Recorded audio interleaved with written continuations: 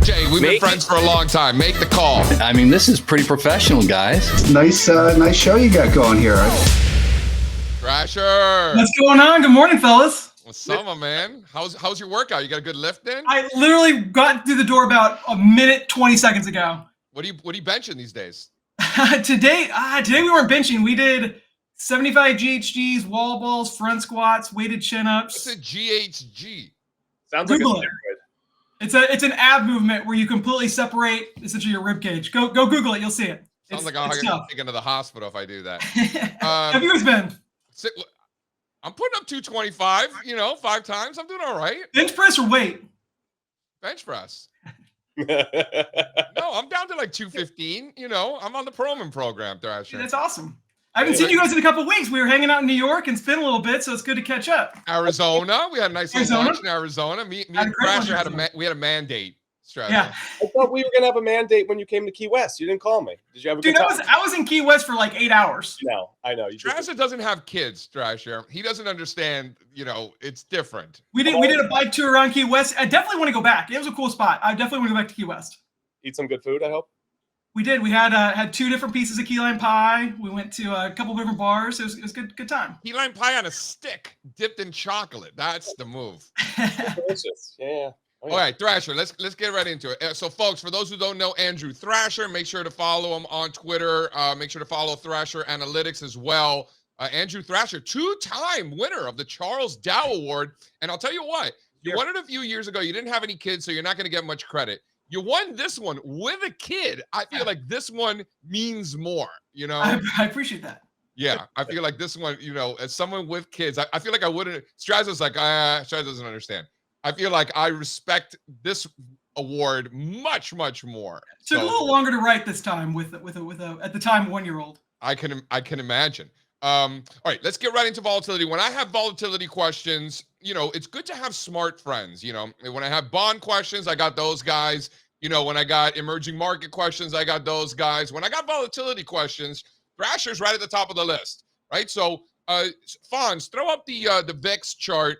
I know how much Thrasher likes to do technical analysis on the volatility index. To a degree. We don't get too crazy with the VIX. For the record, acknowledging that the volatility index even exists is technical analysis, because are we or are we not observing the behavior of the market and market participants by looking at the volatility index, which is the options market in the S&P 500. We're analyzing the behavior of the market. So just acknowledging that it exists is technical analysis, in my opinion. And here we are with the VIX making new 3-year lows. So crazy move last Thursday and Friday. So my question is this, and it's just from the heart. Volatility tends to mean revert. Asset prices tend to trend, right, in direction, right? We know that. So when you see the volatility index breaking down to 3-year lows, are we entering a new regime of volatility where, historically, when you look back at bull markets, volatility tends to be lower, and in bear markets, volatility tends to be higher? So is it a new regime, or should we be thinking, volatility is really depressed, look for a mean reversion to the upside? How do you think through that question? And before you answer, Andrew, throw up chart 50 for him, Alfonso, while he does. Yeah, so I think there's a lot of emphasis getting put on what happened Thursday, Friday. Bloomberg had a really interesting article that kind of tied into this topic, looking at how everyone's been talking about 0 days to expiration options. That's been kind of the new favorite tool, and how they started using weekly options, specifically on Friday, as kind of a quasi zero DTE. And that's what we've seen. Friday has really been a big day for equities, because they're using weekly options on NVIDIA, Apple, Microsoft, all the stocks with weekly options that you don't have 0 DTEs on. So I think that's where we're seeing really big moves on Friday, or helping explain some of it, and helping explain what we saw on Friday in volatility that just completely collapsed back down to 15. Spencer, hold on, Thrasher. Spencer, can you take the videos out? There you go. There Perfect. You go. Yeah. Yeah, so this chart's what I sent over. This is looking at the daily sentiment index. It's a measure of bullishness towards future contracts. We have this for all the futures markets. This one looks at the VIX. And what this is showing us is percent bullish towards this in this case, it's the VIX. And it was 9% on Friday. We don't see single digits very often. When we see single digits really on any futures contract, that's extremely low level bullishness. So I drew some pretty blue lines on here when we cross below 10. And you can see we typically don't see volatility decline a lot further lower when we get this few bulls in the VIX futures market. So the idea that we're starting a new regime, I think, is way too early to make that kind of call just because we broke a low on last week. We saw the entire curve shift lower. The entire curve hit 1-year lows, which is obvious. Is actually pretty rare as well. Normally we'll see kind of the front month contracts move, but like 6-12 month volatility doesn't get that low. Friday we saw the whole thing collapse. So the DSI is basically, sorry, I know nothing about what the daily sentiment index is. Yeah, sorry. Like it's a measure of like what speculators are doing in VIX futures, basically. Yeah, so it's DSI. It's a daily composite put up by Trade Futures, and it's for all futures markets with soybeans, yen contracts, Swiss francs, S&P, Nasdaq. For everything that has a futures contract, there's a daily sentiment number percent bullishness for each one. So it's just showing that the idea that there's kind of this notion that everyone's extremely bearish. There's no bulls left. When you look at, there's no bulls left in VIX. Everyone's turned bearish on volatility. And I think part of it's also just when we kind of look at the debt ceiling, you probably had a lot of people build up on hedges. Some of that probably got unwound. That probably helped contribute to it. But the sentiment towards volatility extremely low. Yeah, we've been taking advantage of low volatility by buying call options as far out of the money as possible. We were in Caterpillar more recently over the last couple of weeks. Nice day on Friday, obviously. Nice move for materials industrials, yeah. Yep. And not that anything special about Caterpillar. It was literally just my vehicle to express a bullish thesis in industrials and getting that rotation, right? Can you name one thing Caterpillar makes? Don't they make like those big like digging things, like those industrial machines? Machinery, yes. And yeah, those giant machines, bro. You could have said anything. I wouldn't have known if you were right or wrong. I had to do the septic thing. They brought some Caterpillar stuff in here. Yeah, man, just big ass machines, man. He doesn't know the names of them, but I know. So hold on. So Andy, so when we talk about how this is likely not a new regime for volatility, it sounds to me like you're leaning more towards a reversion. Higher in volatility, perhaps. Yeah, I think short-term wise, I think the next, if you're saying is volatility going to go up to, it's going to see 10 or 20 first, I think it's probably going to see 20 first. I think we're going to see a move higher in volatility. We're not going to go back to COVID crash lows of 80 on the VIX, but I think volatility is extremely compressed right here. We've actually seen dispersion contract as well. I think you could see a move up in volatility in the short term. And in that case, you're selling volatility, right? You're selling calls, you're selling puts, you're getting income, looking for volatility to come back down. And in that scenario, yeah? Yeah, I mean, I kind of see how it moves. How do we see the curve? We see backwardation, kind of see how the whole volatility market moves. But I think we definitely see kind of the whole curve go up, specifically short-term volatility. Andrew, talk to me about some of these breadth charts that you brought. Hold on. Can we just? I just wanted one more. I promise. And if Strazza doesn't like it when I steal all the questions from the guests. I've never heard you so interested in volatility. Well, we're talking with Andrew Thrasher, so of course I'm going to ask him questions about volatility. Spencer, throw up slide 1 there, just so you could really see the regimes.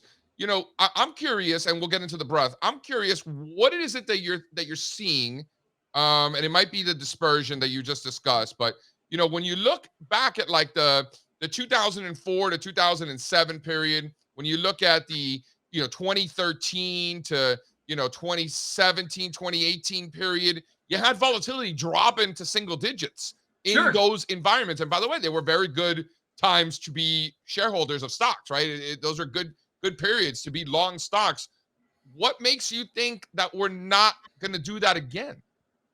I keep an open mind. We could. I kind of look at it as the data changes. And right now, I think the thesis is that volatility is becoming compressed. There's no bulls left. We've seen a complete dropout in the whole curve. I think kind of those things set up for a move higher. Maybe the market, and there's something you have to talk about, when the evidence says one thing and the market does something else, that's just as important as when the market confirms the thesis. So if we do see the market buck that trend and continue to see volatility collapse, that I think really will show the resilience of the bullishness in equities, that even they were able to fight against this kind of bullish thesis and volatility. But that doesn't mean that you can't see 20 first and then it breaks down. Sure, right? I'll trade that. And then if you see a 13 handle on the VIX, you think it's on its way to 10? Don't care. I don't care about the actual level of volatility. So you don't look at it as like a shelf where if we break the shelf at all? Absolutely not. Interesting. And I think that, and when you study the volatility, the absolute level, and I did that in my 2017 paper, is no predictive value. One, the sample size is too small. People are like, well, look at it a couple of times, it's gone below 10. your sample size is like 6 times. Right, I was going to say. So when your sample size gets that small, you're getting really into a dangerous spot. Right. And what happens every time the VIX hits 80? What happens then? Yeah, exactly. All right, Strazza, sorry for stealing your thunder. Ask the man about his breath. No, you're right.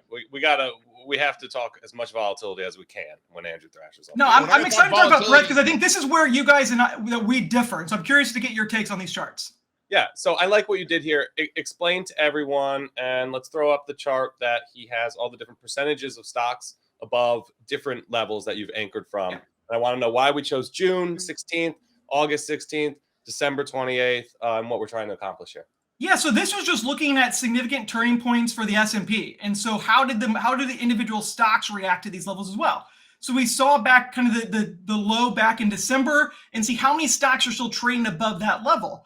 If we were to break below it, I want to know, are we seeing a lot of other stocks breaking below their December lows? So we can see that since the start of the new year, we've seen actually more stocks actually unable to hold that December level, while the S&P is rising back to its August high. How many stocks are doing the same? 37%. Compare that to earlier in the year, we actually had over half the market was already above that August level. So it's just kind of using these anchor points, these kind of significant turning points in the market, and seeing how many stocks are above those levels as well. Yeah, I love this. So you're looking and then taking it one step further, you probably want to be erring on owning the ones that are doing that versus the ones that aren't. Do I have that right? Right. I think that's two different conversations when you're looking for opportunities versus looking at the health of the market. I think those are two different topics. But you're right. Yeah, you want to look at the ones that are, but if you're trying to evaluate the health of the market, this is saying that it's really your list to pick from is a little bit smaller than what would be ideal. Or if you're betting on that rotation, then. Or if you're betting on that rotation, right. So there's a lot of different ways to skin this cat. Yeah, it depends on what conversation you're having. Are you looking for idea generation? Those are the lists you want to look at. If you're looking for kind of what's the overall health of the market, probably not great. So we've been anchoring to the August highs and running a similar indicator internally. We see this. It's concerning about the S&P 500. When you run it on the NASDAQ 100, though, it's actually making new highs and continuing the breakout there. So and when that's not, then we can look at the S&P 50. And when that's not, we can look at the top 10. And you can continue to kind of narrow the market down until you get the one that you like the most. Listen, and the NASDAQ, to be fair, is the only one that looks that good. Even if I run it on large cap tech, you're not getting new highs, you're not getting confirmation there. But when we talk about breadth these days, it's kind of like breadth where? Because in the NASDAQ 100 continues to be great. You got the equal weight NASDAQ breaking out. But most breadth indicators look like this beneath the surface, which is just some Andrew, and then what about, let's flip this on its head, and what about just the lack of downside, right? I remember last summer, I talked to Strazza every day, lucky me, and I remember every day being like, bro, stocks are not going down. Bro, stocks, this is like June, July, right, into August, like, stocks stopped going down. That mid-June. I mean, I could say you could start saying a lot of stocks started bottoming out in Q2, not just June and May, and some even in April. But that mid-June spike in the new 52-week lows list, and then from there things just got progressively better.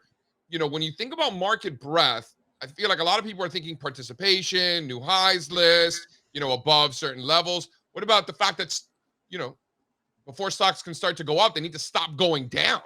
And that happened last summer. How much do you think about that? Yeah, I think first you have to have, I think, in the kind of the rotation of breadth, and you can look at, I think the picture perfect it should be in textbooks is 2021, to where we started seeing the market, the breadth started to narrow in the summer. We started seeing less and less participation kind of in the fourth quarter. And it was really frustrating because that type of environment lasted for like 4 or 5 months. And technicians were kind of pulling their hair out saying there's no participation in this market because stocks stopped going up. Then we started seeing stocks accelerate to the downside January, February, where you did see that the stocks were really plummeting in that rotation. They not only weren't going up, now they're going down. So the first step is, are stocks going higher? A lot of them aren't right now. Are they not going down? Not yet. That would be the next bearish checkbox on their list of bearishness, but we're not there yet, but they're not going up either. The average stock is pretty much down on the year. Most new 52-week highs in the NASDAQ since early February, 4 months. But it's funny that you always look at the NASDAQ. But I think so what would you have to look at for the S&P? I don't always look at the NASDAQ. I look at all the indexes. You know that I look at all the indexes. No, but I think the only bullish thesis can only be looked at from the NASDAQ. You can't say the S&P 15, 4, 6, 5. You now are starting to see some international markets are starting to roll over relative to the S&P. First of all, the S&P 500 is a nose hair away from a new 52-week high, number one. Number two, the Dow, people are talking about, oh, the Dow's struggling and da-da-da. The Dow is way closer to new all-time highs than the NASDAQ. The NASDAQ's 15, 16% from new highs. The Dow's only 7% from a new all-time high. So you can't say only looking at the NASDAQ gives you the bullish thesis. Quite I meant from a breadth standpoint. Well, Steve's nodding his head. He's like, I listen to this every day with JC.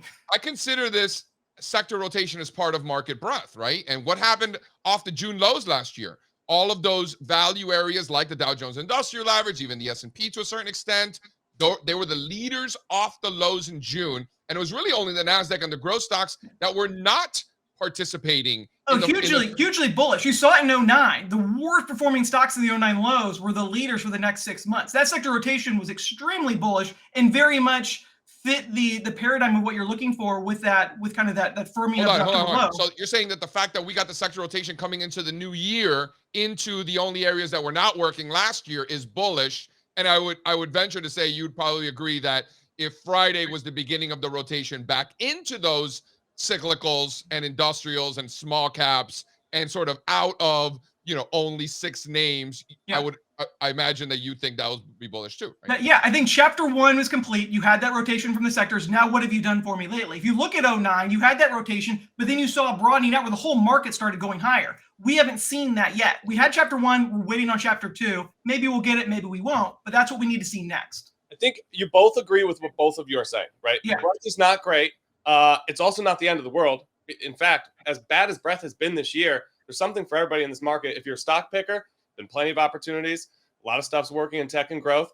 If you're an index investor, that's great for you too, because you can't do much better than the indexes these days, considering the stocks that are working and driving the market. And now we're kind of at this place where the Dow stocks and value kicked it off last year. Growth took the baton. And now it's like, if we get that sector rotation, if value, small caps, everything that's not working does pick up the slack here, you will start to get that breadth expansion and everything's probably fine. If we don't, we have levels in the Russell 2000 financials that'll probably break pretty soon. And we'll know that it's time to be a lot more cautious. Yeah, I'm with you.